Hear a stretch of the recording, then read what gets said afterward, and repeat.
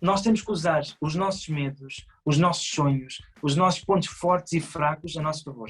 Você primeiro começa a fazer e depois vai aprendendo no caminho. Não é primeiro aprende tudo e depois começa, né?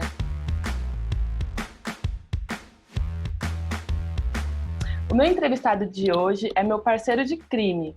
Pelo menos é isso que ele fala. Ele tem uma luz que eu vi em poucas pessoas. Sabe aquela pessoa que tá quase sempre bem? Que faz tudo para você se sentir bem e que tem aquela palavra para te motivar? Então, é ele. Ele tá sempre na academia se cuidando. No trabalho, tá sempre pronto para ajudar, entregando até mais do que você pediu.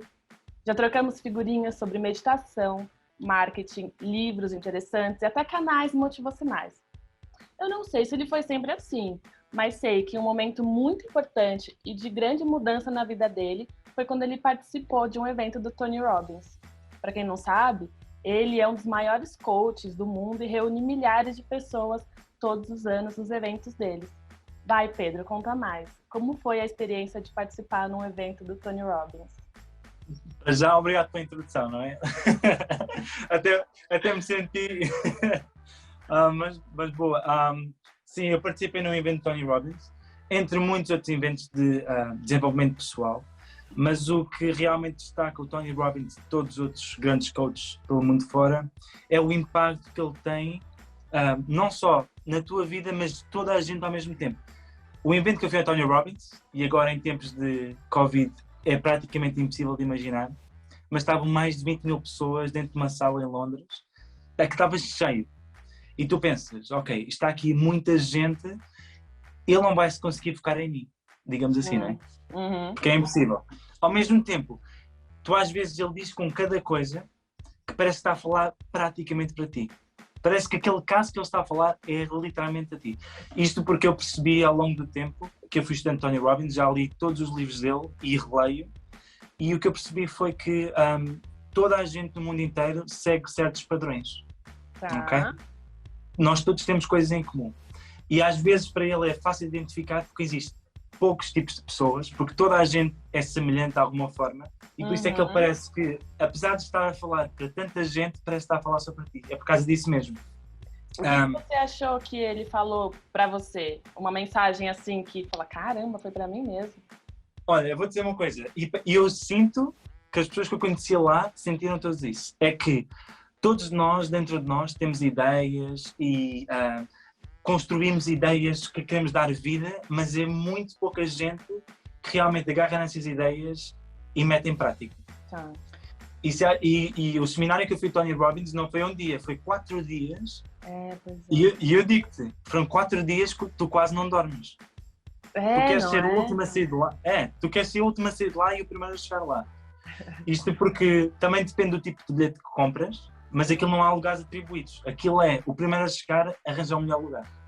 Tá, mas me fala, qual foi a mensagem que você achou que foi exatamente para você? Uma só? Ok.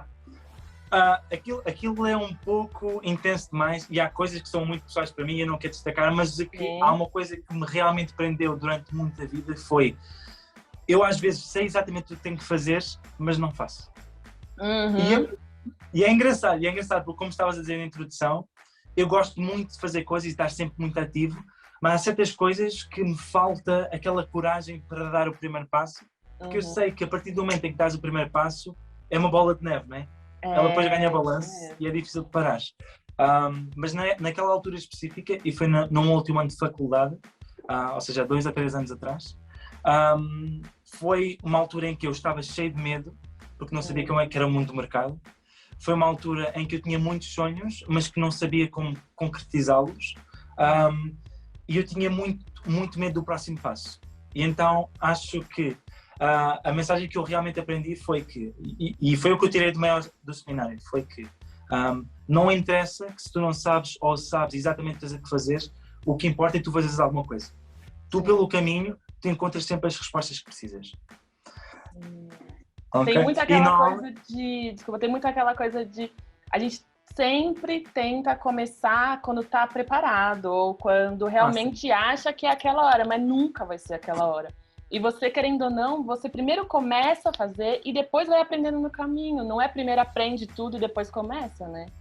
Exatamente, exatamente. E há bocadinho estamos a falar de uns motivadores que nós gostamos, o Steve Harvey, falámos há bocadinho, e o Steve Harvey também é muito isso, em que nós às vezes temos ideias que parecem tão perfeitas, mas quanto mais tempo passa e quanto mais nós promovemos essa ideia aos nossos amigos, aos nossos familiares, encontramos sempre problemas pequeninos, e se nós não tomarmos logo a ação, essa ideia vai ficar completamente diferente do que realmente idealizamos. Por isso, e o que eu tirei deste seminário é: aconteça o que acontecer, tens uma ideia, tens que meter logo a ação. Mesmo que não sabes como fazer uma coisa. E aquilo, no seminário, tens vários tipos de pessoa. Tens alguns que estão bem, mas querem estar melhores, e outros que estão mesmo muito mal. Tinhas lá pessoas com pensamentos suicidas, tinhas pessoas com depressões, tinhas pessoas com muita obesidade, tinhas todo tipo de pessoas. E o que realmente tu percebes com aquilo tudo é que a maior parte das pessoas pensa que não sabe a resposta, mas sim que tem que tomar ação enquanto logo as respostas que precisa. Muitas coisas que nos impedem de fazer realmente o que nós queremos é o momento que nós temos para essas coisas. E há coisas muito importantes. Em todas as ações que tu tomas na tua vida, há sempre dois grandes pesos na balança. Nós temos o prazer e temos também a dor, digamos assim. E sempre que tu tomas uma decisão, tens sempre prazer e dor. E tu tens que contrabalançar para ver qual é que faz mais sentido. E eu posso dar um exemplo. Eu, quando comecei ao ginásio, eu antes não gostava de ginásio. Odiava exercício físico. Desde quando que você começou a ir no ginásio? Olha, como tu sabes, eu já fiz atletismo e já representei Portugal algumas vezes, mas isso foi a partir do momento em que me comecei a apaixonar pelo desporto. O que aconteceu foi que eu uma vez fui operado, eu tive uma apendicite e estava quase a morrer e fui internado, fiquei 8 dias no hospital sem beber água, sem comer, e depois a recuperação demorou muito tempo. E eu antes disso odiava fazer exercício físico. Odiava fazer exercício físico. Tinha quantos anos? Eu tinha 14 anos, por volta de 14 anos. Odiava o exercício físico. Mas uma coisa, como é que disse? Se eu realmente queria recuperar, é que eu tinha que fazer exercício físico para começar a mexer o corpo. Isto é uma coisa com as pessoas com depressão. Tu, para combater a pressão, a melhor coisa que tu podes fazer é mexer o corpo. E uma coisa que eu percebi foi que eu antigamente, antes de ser internado, antes de ir para o hospital, eu atribuía muita dor ao fazer desporto. Que era em questão de, por exemplo, agora vou ter que me investir e vou ter que ir para a rua. Não gosto de treinar em casa. Não gosto de treinar com pessoas. Esse tipo de desculpas. E depois não só. É que o mal-estar físico não é só o exercício físico, mas também o que nós comemos e bebemos. Com certeza. E então eu atribuía muita dor ao facto de não poder comer fast food, não poder beber Coca-Colas, não poder... Percebes? E então eu pensava assim, eu para estar em forma tenho que abdicar das coisas que eu gosto. Exatamente, Em vez de tu te focares nas coisas que o exercício físico pode dar. Eu vou me sentir melhor, eu vou ter um corpo, e tu quando és jovem tu olhas para o corpo de maneira diferente. O corpo é praticamente tudo, não é? Queres ir para a praia, queres mostrar o corpo, é diferente. Agora, como somos mais velhos, nós queremos sentir-nos bem com nós próprios, nós queremos fazer a limpeza, e isso é uma coisa muito importante. Mas nós, quando somos jovens, nós queremos ter um bom corpo. E foi basicamente isso que aconteceu. Eu tinha amigos que não gostavam de desporto e por isso mesmo eu também não comecei a gostar de desporto. Eu tinha muitos amigos que gostavam de comer porcarias, tal como os outros teenagers que existem para aí. Grande parte dos teenagers não gostam de desporto. E então, para mim, olhar para o desporto era uma coisa negativa. A partir do momento em que eu ingressei numa equipa de atletismo e tive um treinador que ainda hoje levo no coração, ainda há pouco estive a falar com ele, o que acontece é que tu mudas a forma de olhar para as coisas. E a partir do momento em que tu mudas a forma de olhar para as coisas, parece que o mundo inteiro mudou. Você acha que a partir do momento que você começou a fazer atividade física, além do corpo, dessa vontade, mudou muita coisa na sua cabeça também? Do estilo de vida e tudo, mindset e tudo mais? Muito, muito, muito. E a partir do momento, especialmente eu fazia desporto de competição, como eu te disse, eu representei Portugal. E tu, para representares Portugal, para já, tens que não treinar só fisicamente, mas psicologicamente. E como tu tens de treinar de dia e de noite. E às vezes à tarde. São 3 treinos por dia. O descanso é muito pouco, mas também é precioso. Ou seja, tens que priorizar muita coisa. É como se fosse uma profissão, não é? Tens que levar aquilo a sério. É como os Jogos Olímpicos. Nós, quando vamos para os Jogos Olímpicos, vemos 0,0001% do que eles fazem o dia inteiro, porque eles passam o resto da vida a treinar. São 4 anos para a preparação olímpica, ok? E é uma vida inteira para treinar para aquele momento. O que é que acontece? Apesar de, ainda hoje, eu gosto muito de fazer exercício físico, eu não tenho qualquer tipo de problema de acordar cedo para ir ao ginásio, antes de ir trabalhar. Porque eu acho que o nosso dia tem que começar com estes desafios psicológicos e físicos. Nós temos que começar o dia a mexer-nos e já com energia. E a maneira como eu gosto de pensar é, quando eu chego ao trabalho, eu já estou cheio de energia, já estou completamente preparado e acordado. Não preciso de cafés, não preciso de nada. Ok? Porque já estive a fazer exercício físico. Mas se tu pensas assim, mas ele já fez exercício físico, ele devia estar cansado agora.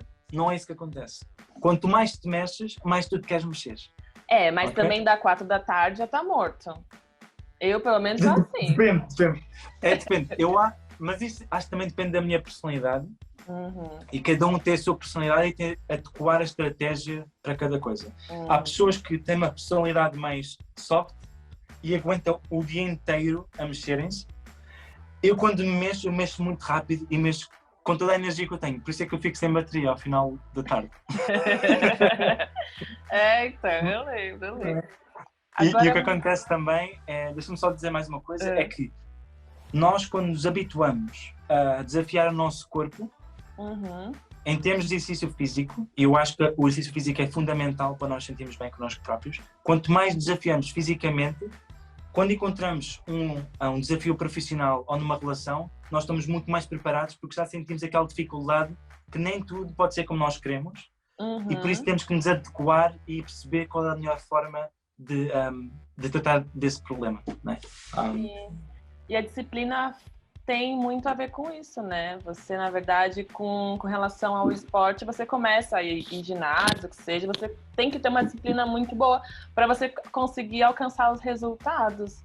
Eu acho que isso é uma das coisas mais difíceis para as pessoas. Para mim, eu acho que para a maioria, porque você até quer fazer, mas aí você arranja uma desculpa aqui, a outra ali, e tem que ser certinho. Do mesmo jeito que você é obrigado, eu acho que de repente a gente devia ser obrigado. Então é obrigado a trabalhar? É obrigado a pagar conta? É obrigado a ir na academia? Não tem conversa. E ainda bem que diz isso, porque isso lembra-me muito aquelas pessoas que no início do ano, que têm o New Year's Resolutions, que é aqueles objetivos do ano inteiro, não é? Sim, é. Acho que essas pessoas fazem um grande erro. E tu vês isso, vezes sem conta. Todos os anos. Tu vês, tu próprio fazes isso, eu próprio faço isso. E eu adoro ler, adoro estudar hábitos, adoro o comportamento humano e adoro isso tudo. E eu próprio, apesar de saber como é que as coisas funcionam, acabo por cometer esse erro. E um grande problema que as pessoas fazem é, eu não faço exercício físico, mas este ano, próximo ano que vem, eu vou fazer exercício todos os dias. Todos os dias. Agora imagina, o que acontece normalmente, e eu vou dizer normalmente o que acontece. O pessoal, no primeiro dia do ano, assina a assinatura mensalidade do ginásio. Ok.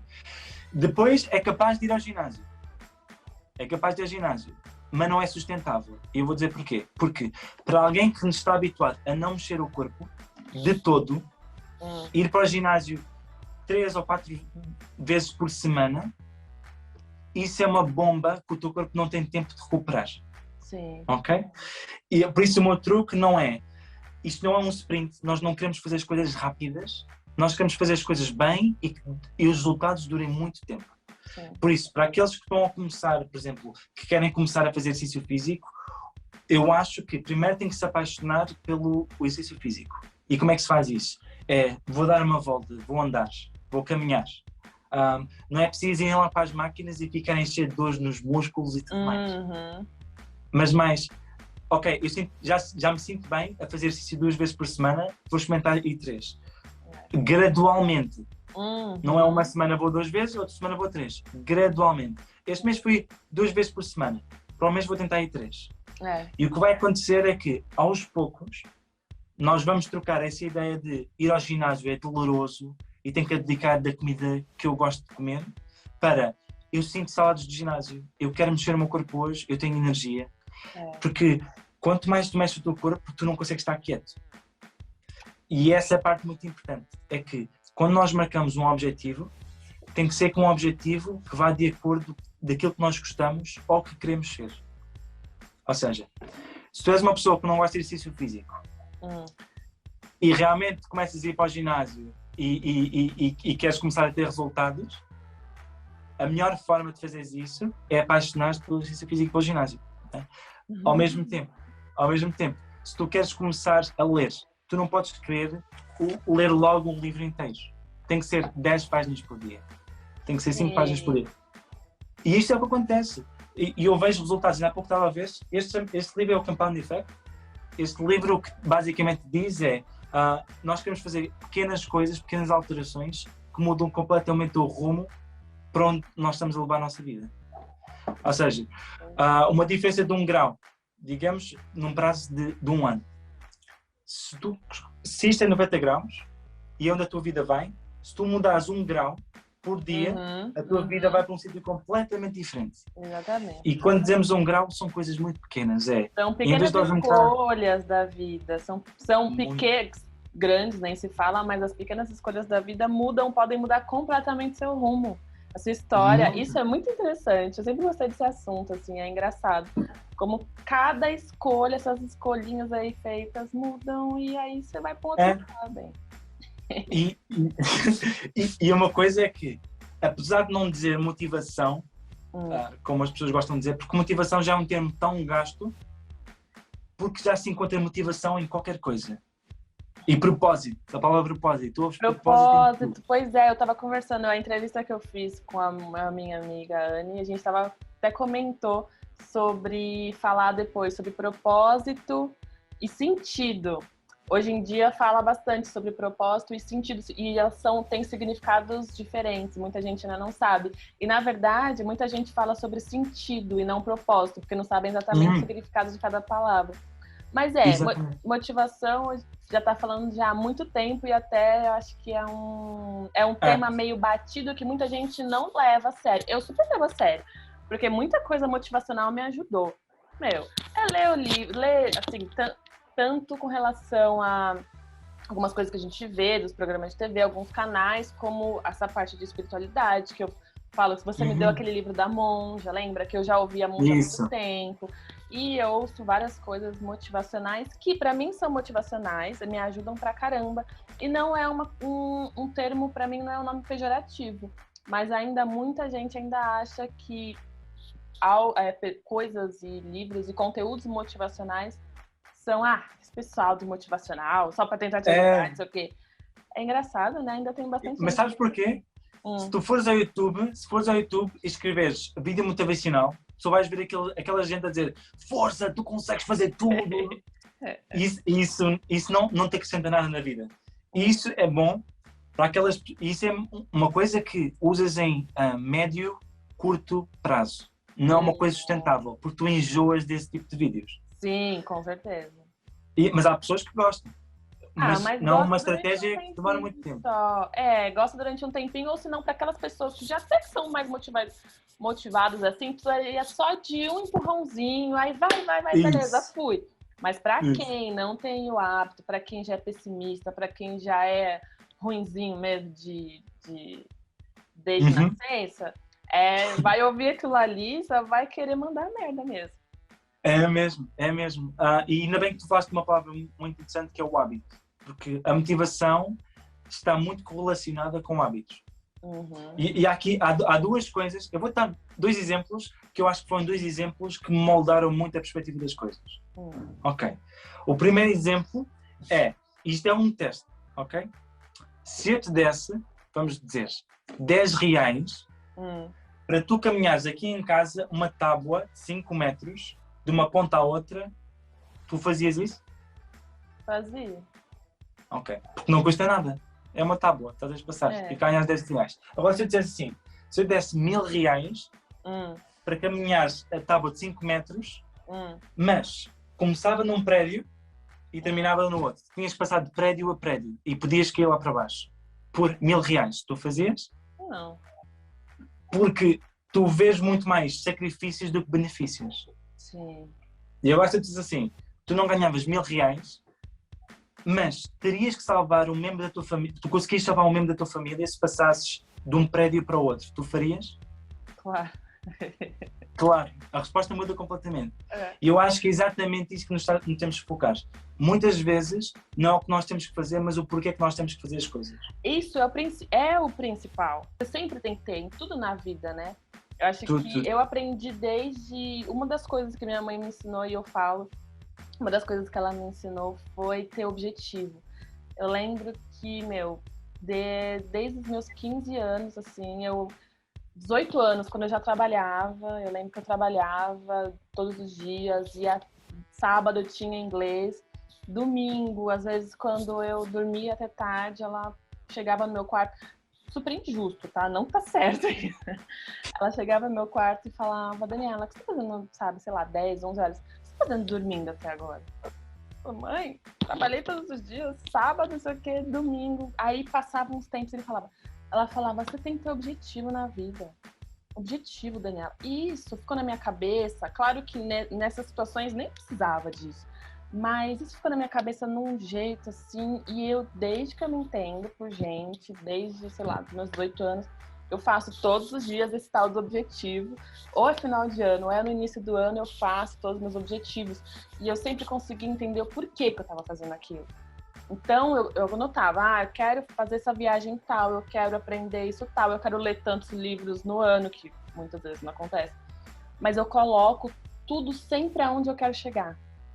E, isso dá muito certo, cara. É engraçado como esse pequeno detalhe, essa pequena ação que você faz, que você vai lá e escreve, muda. É engraçado, porque isso realmente, muitas das coisas você consegue, realmente acontecem, né?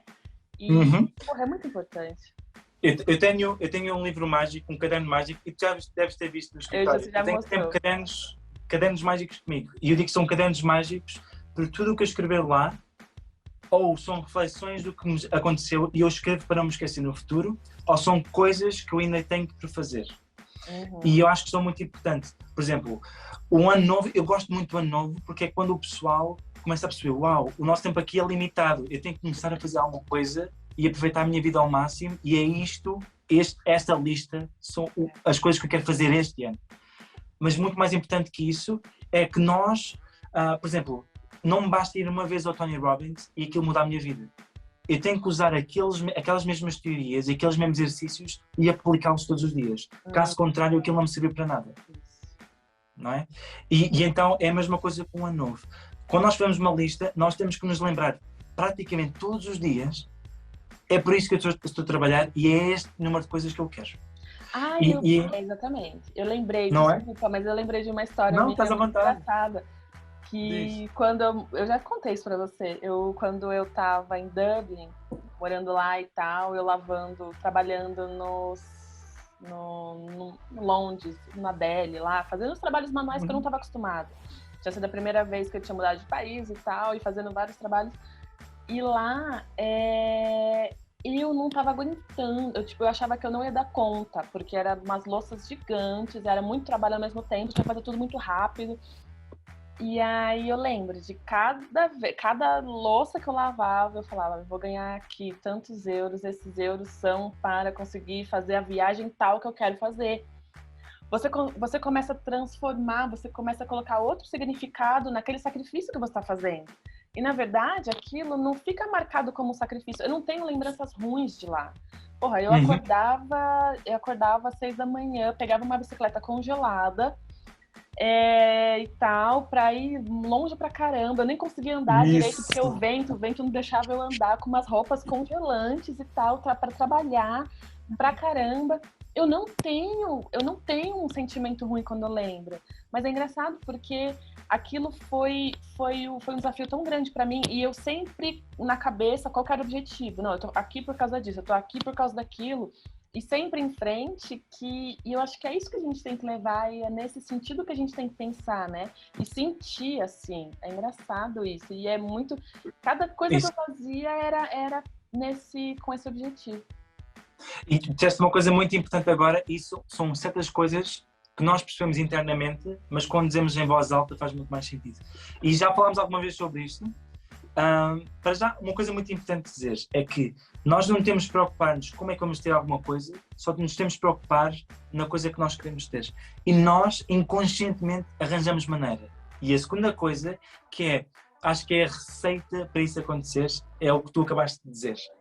Que é, quando as coisas se transformam numa necessidade e não numa coisa que nós queremos, mas uma coisa que nós temos que ter. Por exemplo, se nós... e uma vez falámos disso e eu lembro perfeitamente, em que tu não sabias qual era o dinheiro da renda, nem sabia como é que ias arranjar o dinheiro, mas no final do mês conseguiste o dinheiro. Essa é a minha história. E olha, e se tu fores ver isso, praticamente toda a gente passou por uma coisa semelhante na vida e depois perguntas, mas como é que eu arranjei? Não interessa. Quando nós realmente, o nosso corpo sente a necessidade de ter alguma coisa, nós arranjamos maneira de ter aquilo. Sempre. E às vezes é fora do nosso controle, porque a nossa cabeça funciona também inconscientemente. Então inconscientemente nós também arranjamos formas de fazer as coisas acontecer.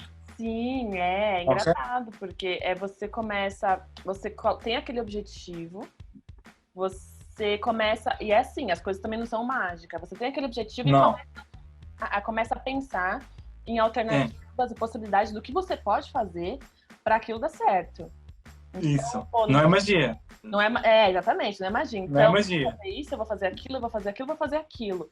E eu lembro dessa história que eu falei, meu Deus do céu, eu não sabia. E eu pensei, eu tenho quatro possibilidades. E se Deus quiser, vai acontecer tudo. Eu falava, então eu vou fazer isso, fazer aquilo, fazer aquilo. E de repente, no final, quando eu vi as 4 coisas que eu achava que seriam possíveis para eu conseguir alcançar aquele objetivo naquela hora, as 4 aconteceram. Eu falava, as 4, eu lembro que eu fiquei do tipo abismada e eu já tinha contado a história. Eu falei, consegui as 4 e mas é muito do que a gente emana, né? Nós temos que usar os nossos medos, os nossos sonhos, os nossos pontos fortes e fracos a nosso favor. É tudo a nosso favor. Nunca nos tentar mandar abaixo nesse sentido, e é um pouco difícil, especialmente nos dias de hoje. Sim, porque nós estamos sempre a comparar com os outros, não é? E quando ainda comparam a gente, né? Às vezes quando você...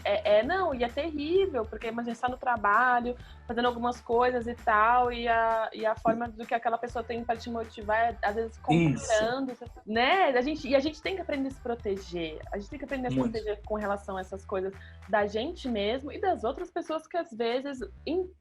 né, com intenção ou não, fazem isso. Ai, obrigada por ter participado. É sempre muito gostoso nossas conversas. E a gente vai falando, quando vê, já foi muito tempo. Obrigada, viu? Adorei falar com você. Prazer foi todo meu. Espero que tenha dito alguma coisa de interessante. Obrigado pelo convite. Eu gosto sempre de falar contigo e estás sempre... podes ligar sempre que quiseres. E desejo-te muita sorte nesta nova jornada que estás a criar. Desejo-te muito sucesso, está bem, Daniel? Beijo. Um beijo. Tchau, tchau. Tchau.